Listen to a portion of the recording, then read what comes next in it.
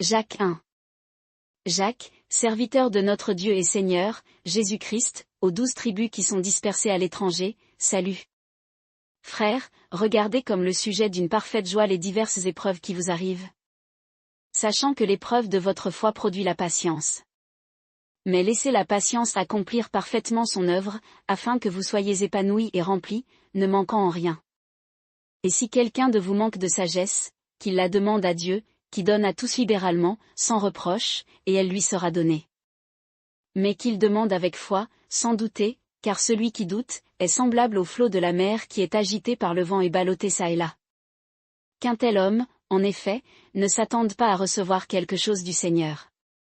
L'homme dont le cœur est partagé, est inconstant en toutes ses voies. Que le frère de condition humble se réjouisse de ce qu'il est exalté. Et le riche dans ce qu'il est abaissé, car il passera comme la fleur de l'herbe. En effet, le soleil s'est levé avec son ardeur, et il a séché l'herbe, et sa fleur est tombée, et la beauté de son éclat a disparu, ainsi le riche se flétrira dans ses voies. Heureux est l'homme qui endure la tentation, car après avoir été éprouvé, il recevra la couronne de vie que le Seigneur a promise à ceux qui l'aiment. Que personne ne dise, lorsqu'il est tenté, c'est Dieu qui me tente, car Dieu ne peut être tenté par le mal, et lui-même ne tente personne. Mais chacun est tenté quand il est attiré et séduit par sa propre convoitise. Et après que la convoitise a conçu, elle enfante le péché, et le péché étant consommé, engendre la mort. Mes frères bien-aimés, ne vous y trompez point.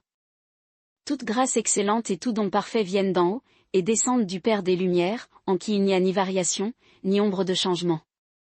Il nous a engendrés selon sa volonté, par la parole de la vérité, afin que nous fussions comme les prémices de ses créatures. Ainsi, mes frères bien-aimés, que tout homme soit prompt à écouter, lent à parler, lent à se mettre en colère. Car la colère de l'homme n'accomplit point la justice de Dieu. C'est pourquoi, vous dépouillant de toute souillure et des excès de la malice, recevez avec douceur la parole qui s'implante en vous, et qui peut sauver vos âmes. Mettez en pratique la parole, et ne vous bornez pas à l'écouter, en vous trompant vous-même par de faux raisonnements. Car, si quelqu'un écoute la parole, et ne la met point en pratique, il est semblable à un homme qui regarde dans un miroir son visage naturel. Et qui, dès qu'il s'est regardé, s'en va, et oublie aussitôt quel il était.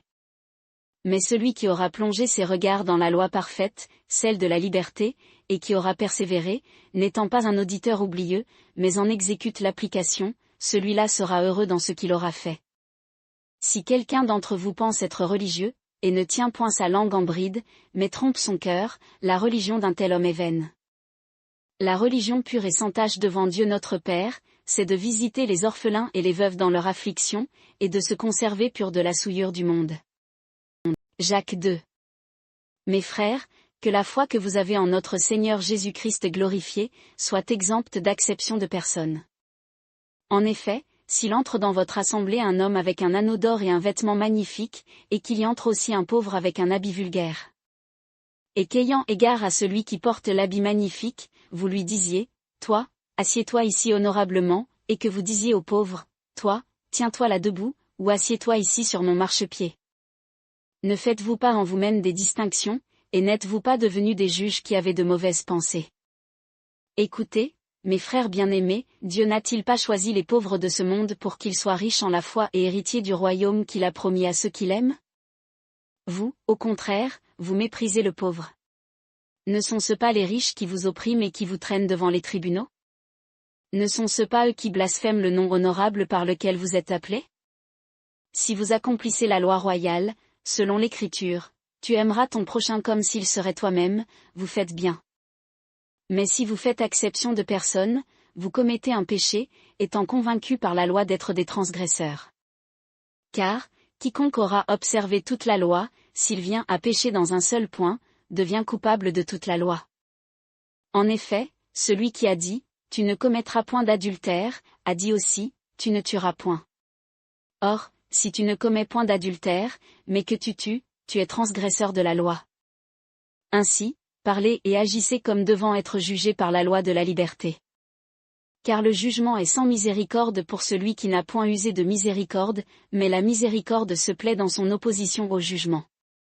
Mes frères, que servira-t-il à quelqu'un de dire qu'il a la foi, s'il en a point l'application de la foi en Christ? Cette foi inactive peut-elle le sauver? Et si un frère ou une sœur sont nus, et qu'ils manquent de la nourriture de chaque jour? Et que quelqu'un de vous leur dise, allez en paix, chauffez-vous et rassasiez-vous, et que vous ne leur donniez point ce qui leur est nécessaire pour le corps, à quoi cela sert-il? Il en est de même de la foi, si elle n'est pas appliquée envers Christ, elle est morte en elle-même. Mais quelqu'un dira, tu as la foi, et moi, j'ai les œuvres. Montre-moi ta foi sans les œuvres, et moi, je te montrerai ma foi par mes œuvres.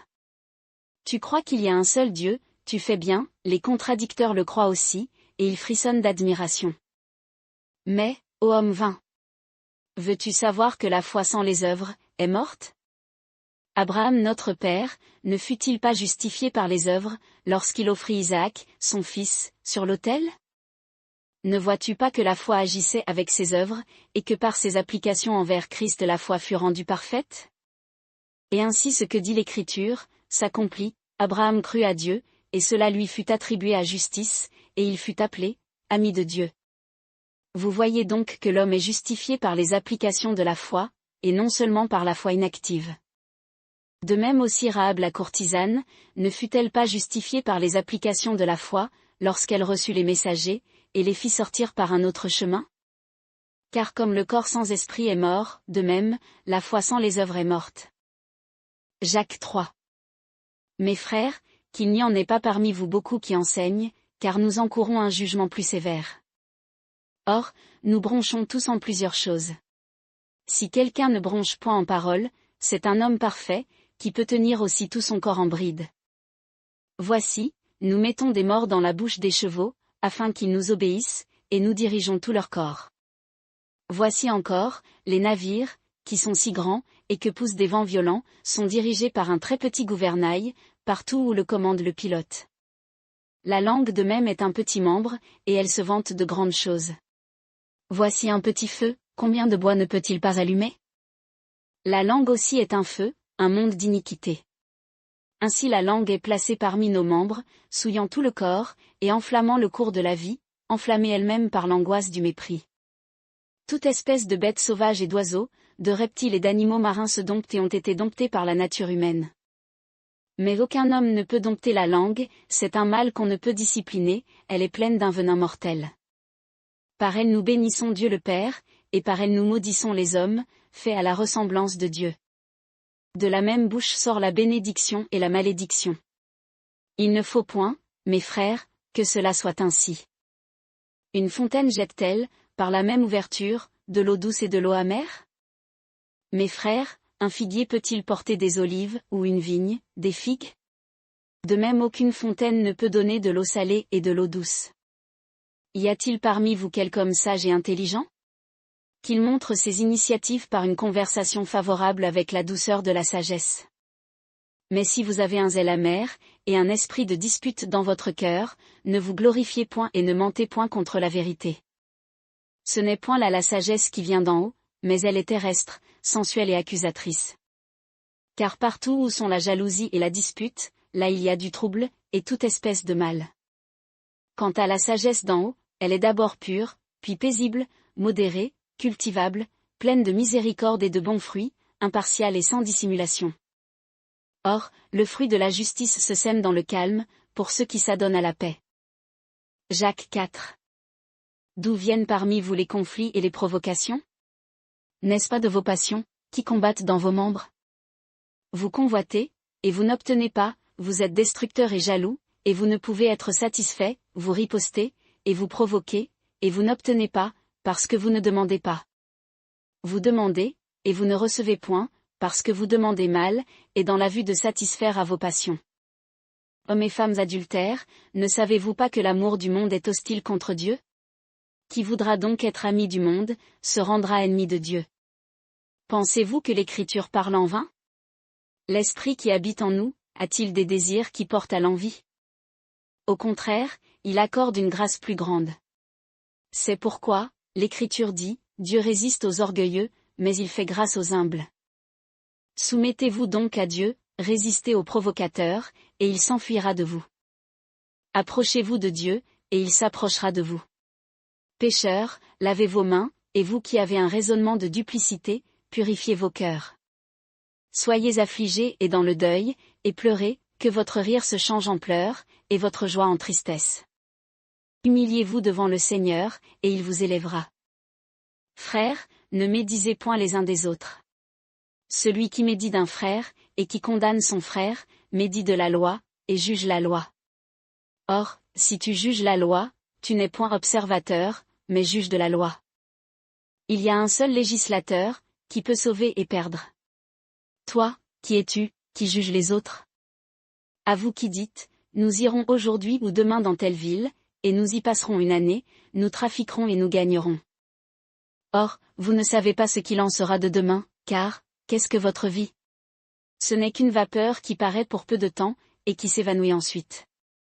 Au lieu que vous devriez dire, si le Seigneur le veut, et si nous vivons, nous ferons ceci ou cela. Mais maintenant, vous vous glorifiez dans vos vanteries. Toute présomption de cette sorte est mauvaise. Celui-là donc pêche, qui connaît le bien et qui ne le fait pas. Jacques 5. À vous, riches, maintenant. Pleurez et jetez des cris, à cause des malheurs qui vont tomber sur vous. Vos richesses sont pourries, et vos vêtements sont ronges des vers. Votre or et votre argent se sont rouillés, et leur rouille s'élèvera en témoignage contre vous et dévorera votre chair comme un feu. Vous avez amassé un trésor pour les derniers jours.